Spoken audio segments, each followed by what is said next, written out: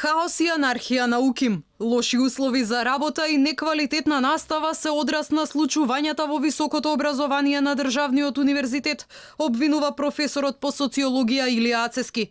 Тој вели дека дури 80% од персоналот на филозофски се редовни професори. Асистенти нема ниту за лек, па нема никој да ги држи часовите. Студентите вели плаќаат илјадници евра, а не го добиваат соодветното образование. Нема асистенти на филозофски факултет. Од 100 вработени, 80 се редовни професори, пазете, највисоко звање, и УКИМ всушност, као целина, има, да не претерам, професори со највисоки звања кои што има една Германија.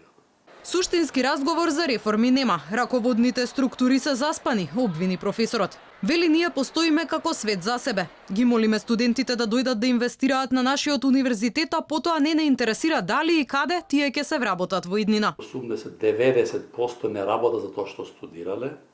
Се подолго време или без работа, предпоставете, не? Или работат нешто сосема различно.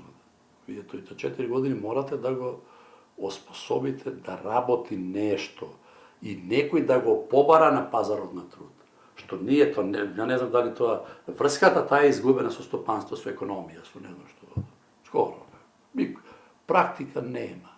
Јас кога отидам во трговски центар, имате не знам колку дипломирани социолози кои се работат како продавачи. Ми е странно да професори бегат. Тоа е страшно тоа. Се додека некој одгоре не ги повлече конците, државниот универзитет ќе продолжи да тоне, вели Ацески.